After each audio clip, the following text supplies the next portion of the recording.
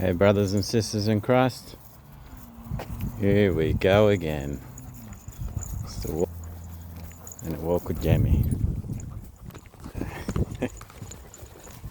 Actually, pulling a lot. It's been a wonderful day. Any time with no narcissists in your life is wonderful, and you need to count your blessings.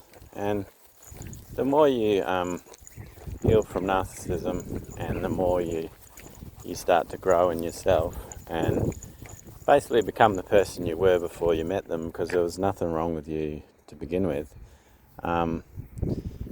You end up just really by attracting the right people, and your light seems to shine so bright that it's really easy to connect with people. And I'm finding that lately, like some days I'm super tired when I finish work, but I always leave with a sense of satisfaction that I've met some interesting people. And it's like the best job, because you can be like a part-time pastor in your car, and nobody can stop you preaching. Like, you try to go into a church and be a pastor, they'll tell you need to go to Bible college, you need to do this, you need to do that. Whereas here, I can just say what I want to who I need to say it to. And it's always through the Holy Spirit. And He convicts so many people, different walks of life, that there's a lot of issues that you got to deal with, people like prejudices and race problems, and they just really are mistrustful and hateful of you. And so basically a lot of those people, they end up shaking your hand at the end of the trip, and just realizing that you're not going to argue with them. You're not here to hate on them. Sometimes people like to strike first when they feel threatened. It's really interesting, and I'm enjoying it a lot. There's some people that I just will never see again. I won't pick up, because they're just too disrespectful and nasty, and it's a shame you can't do that with a narcissist. Just cut the cord and move on with your life. But that person will always monitor you and always spy on you, because they want it to be you. They're just such jealous, nasty people. If you'd walked into a relationship with them and they were just like, hey, I'm a envious, jealous person that practices prostitution in my spare time, you would just be like, yeah, that's nice, good luck with that, and enjoy the rest of your life. You would have never let these people into your life. But instead they will say something like, oh, you're a Christian person. Oh, I'm a Christian too. Oh, I love all those things too. I love going to the gym. But they love going to the gym for different reasons. Like they'll be on the treadmill for 5 minutes, and then they'll be flirting with other guys there because you were never enough. And I was really fit when I met my narcissist. I'm really fit now. But I was so cut up. Like I'm not going to lie, but my body was looking good. And I wasn't aiming for it to look good. It's just, I love my fitness, and I love just continually striving to do better. Yeah, they'll pretend to be the best version of you, and that's a sad thing. Like, they still believe that they're the best version of you, and I've never been a prostitute. I've never done all the bad things they've done. I've never been jealous or envious of anyone. And yet these people still think they're better than you, and they want to maintain their stance of, oh, I did nothing wrong. And even so, when they're trying to slander you and say you sold some of their stuff on them, and it's like, are you serious? You've stolen everything off me. I've never seen it again. It's just gone. And anytime you mention just getting it back, just trivial things, it's like they can't do it because they've already given it to someone else, because that's how nasty they are.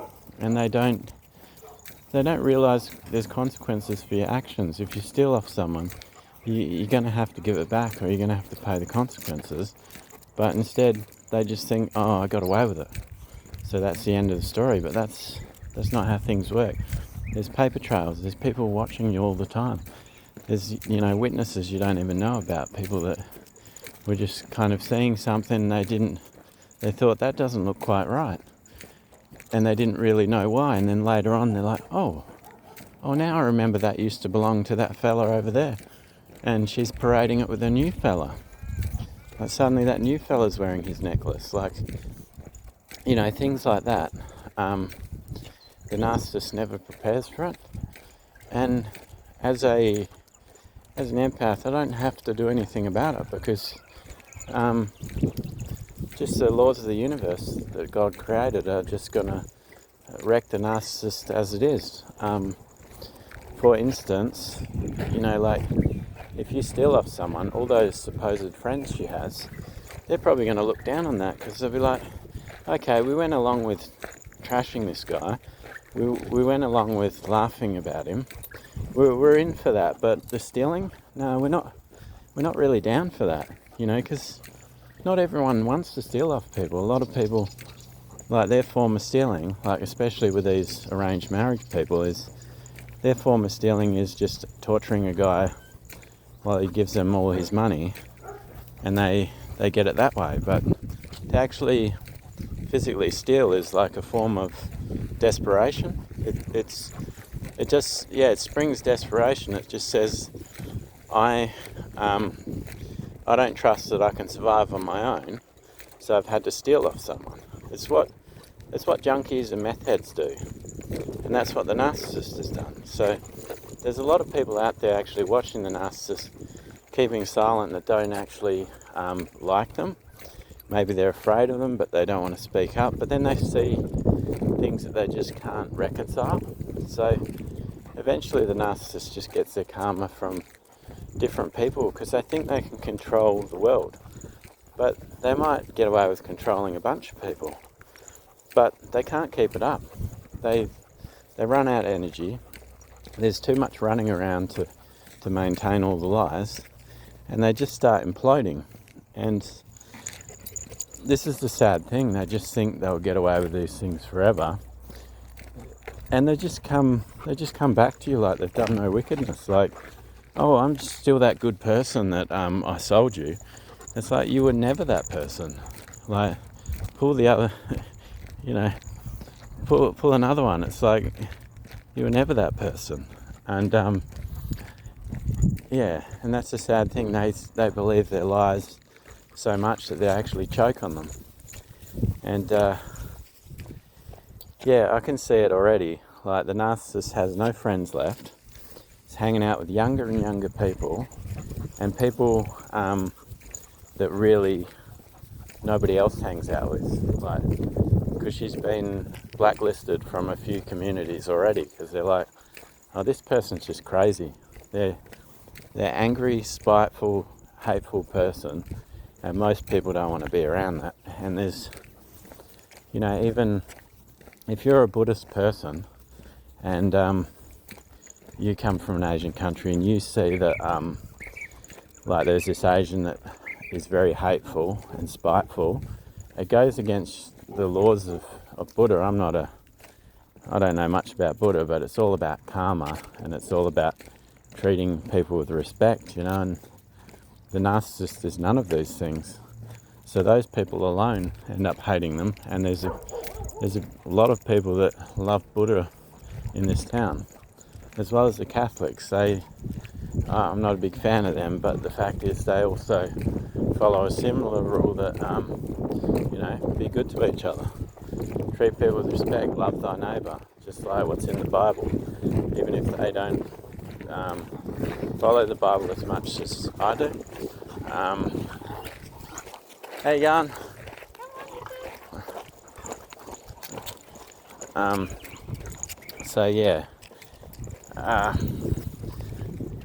The narcissist, sorry, my dog is just going nuts trying to play with other dogs. There's pugs that want to attack her, but she just wants to play with them because she's a big softie.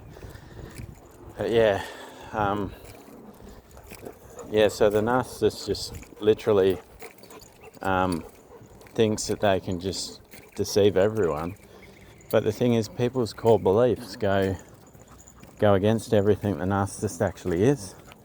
And when the mask starts slipping a bit, when they can't get the new supply, when the narcissist can't get the new supply or the same energy they used to, they can't keep the lives up that they used to. But they get to a point when they get so depraved and so crazy that they start taking the lies they've told, and they're like, because they see it as a big stage, they're like, all right, I can make this lie bigger and bolder. I'll just tell it a different way. But the thing is, when you do that, people realize, hey, this is made up. This is a story, because this is not what you told us last time. But it sounds grander, it sounds more dramatic. But the thing is, it's a lie. And people start to realize, hey, the devil's in the details. If you're going to keep changing the details, you're going to get caught. And this is what's happening to them right now. They just think they're so smart, so wonderful, that they can deceive everyone. But half the narcissists out there are not very bright, eh? Like, when you go around to like a government agency and you tell them that you need an interpreter to speak English, but you've passed, certificates in the company you work for showing full well that you speak perfect English and can read and write it, but you try to tell people you need an interpreter. It's things like this that are gonna bite them on the bum too, because it's like there's a paper trail. Like, I don't think people investigate them when they tell stories about someone. Like, this is how deluded and stupid they are. And you got to ask yourself, what's the gain in all this? Like, they get some temporary pleasure from a new fella, and half the time, I don't know, just going off some of the dates I've had with girls off these dating sites, they tell you about all the men they've gone out with that were rubbish, and you go, okay, I really don't want to continue this date any longer. But the point is, all these new supply they're going after, most of the time the narcissists turn around going, I didn't actually enjoy that. That was average. Like, I had better at home. And this is why they keep coming home, because it's like, why else would they come back to you if they had other options? Because you're the best option they ever had. And this is a sad thing they'll never come to admit.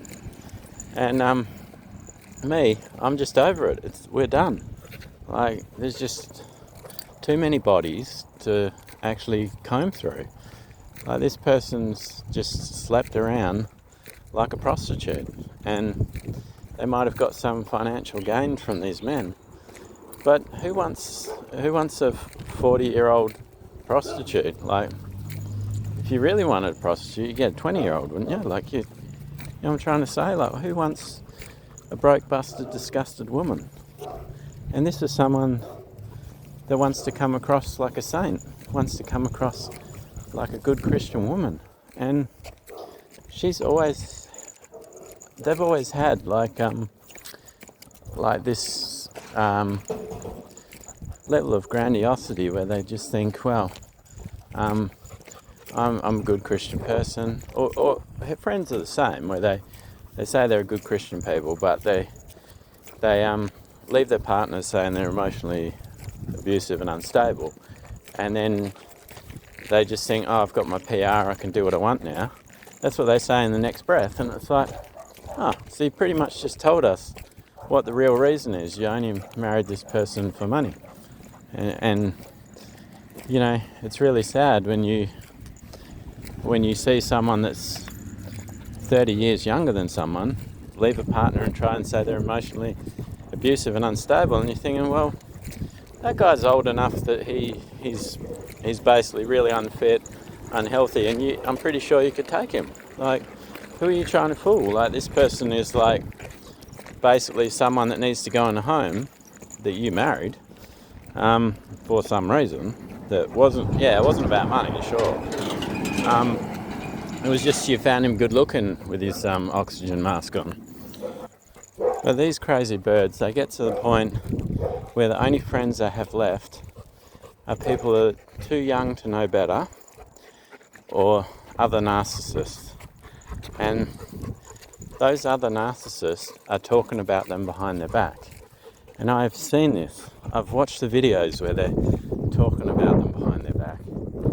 And the main narcissist doesn't even realise because they're too busy thinking about themselves. And they're the ones that recorded the videos. And it's like you seriously can't see what's going on there. So these other narcissists, their so-called friends, are just trying to destroy them. Because you think about it, it's all about image. It's all about being grander than everyone else, better than everyone else. And you're with another narcissist and they see you failing at life. They're not going to be like, oh, we want to hang out with this person. They're going to be like, let's destroy them. Let's have a bit of fun. Because they're not like us. They're not grand like us. They're fallen. They're beneath us now. So that's the way they think. And the other narcissists are so used to them believing their stories and siding with them, they don't even realise when they're betraying them. It's just, yeah, they're so-called loyal other narcissists, if there's even such a thing. Come on. On top of that, when you're in a group of narcissists and you're the only fat one, you're going to be the one that they're going to target. They're going to be like, oh, look at us, we're all beautiful, and she's been eating too much food, porky pig or piglet or whatever. They're going to be judging that other narcissist pretty harshly. And especially if they see that they're unravelling and derailing and their life's falling apart, they're going to be like, we don't need this person around. They're giving us negative press. Like we're the so-called sexy ladies, We're the trendsetters, and we've got this one that follows us around. So they get their because it gets to the point they got nobody else, and that's a sad thing. They burn all their bridges just out of pride because they wanted people to look at them like they were someone special. And what sort of prostitute calls himself clean? I don't know too many cleans as prostitutes, but yeah, this is how grandiose and stupid they get, and they're so obsessed with their fake image on the internet, because that fake image is not a prostitute, because it's a made up person. It's not a real person. It's just like the same when you go on a dating site and it's like everyone's got a profile, and a lot of people's profiles, the pictures don't match, or they might have written something 10 years and come back and their ideals have changed since then, and so there's a lot of that going around for different reasons. But in the narcissist repertoire, they've got like 6 Facebook accounts, 3 of which is like with a mobile number, which apparently you can do now. You can just have them all linked together, which is it just says to me that that's like just encouraging cheating in the world. But there's a lot of that. Like you go on Instagram and there's videos showing, oh, if you just take an STD check, you can go have this orgy at these orgy party places. And it's like, why would you be showing this on a kid's platform? But still they do. And this is what the modern woman or the narcissist is after. They're like, oh yes, that looks like fun and excitement, and nobody will know that I'd been a hussy all night. Nobody will know. Like they never think ahead. They never think a day ahead, let alone a week. And that's why they can never pay their bills. They're never responsible in any particular way. And it's like me, I can't do the things they do because I'd feel ultimately guilty straight away. If I had a one night stand, I'd feel shame the next day. Like I'd literally, I'd feel it for years. Like I'd be sitting there and it would just hit me and I'd be like, oh, I should have never done that. and it'll convict me, and I'll never want to do it again. But the narcissists don't even remember what they did. Like, they'll have photos of the memories. They probably took photos at those sex parties, but it'll be under wraps. Like, it'll be on their phone that they're not allowed, nobody's allowed to touch, and that nobody can get into, because you have to have the face recognition and all that, and you probably have to have two-factor identification to get in, because they guard it with their life, because they know if anyone else saw that, they would be sickened by it. But that's the thing, the narcissist knows what sickens other people, but they never feel sickened by it themselves. And why would you need 6 Facebook accounts? And she would try and argue, oh, I've got a kid. It's like, and he needs so many Facebook accounts too, I guess. And then they've got all the dating apps as they go on, and they'll go away somewhere and they'll make a bit of money, and then they'll come back with no dating apps on their phone. But all those dating apps will be locked down as well as WhatsApp and all these different programs that you can cheat on. Everything else will be open. You can just break into it really easy. But this is just how they operate, and there's just no accountability whatsoever. And I feel dirty for even having sex with a narcissist. Like, that hits me really hard. It's like, I should have really taken my time with this person, because they're a nutcase, they're dirty, and it just makes me feel filthy. But luckily, glory be to God, he removed the soul ties off me. Could you imagine you sleep with one person, but they've slept with 50, and all the soul ties they'd have connected to them? Like, that's the thing, and that's a small number, 50. Like, the narcissist probably done more than that. But when you sleep with someone, all their soul ties become your soul ties. So you need to be careful of that too. And nobody's going to be honest about what they've done, because they just want quick gratification. So they're going to be like, well, I'm a good, clean and proper person, and then they get their quick gratification and probably ghost you, and that's the way of the world nowadays. Everyone's just so selfish and in it for a quick buck, a quick, dip your stick, and this is the world we live in nowadays. I think I want to build a time machine and go back to the 80s where things were simpler, because before there was none of this cheating like there is today, because people couldn't just be cheating in the same room. The narcissist would be sitting right next to you at a table, and if you look over, they'll say something nasty to you, so you don't make that mistake again. And while they're sitting next to you, they'll be cheating with someone on the apps. They'll be talking to another man, trying to line them up while they're right next to you. And then they'll bring you out coffee, or they'll bring you out some food like they're the most wonderful person in the world. And meantime, they're cheating on all these different people they probably had sex with someone.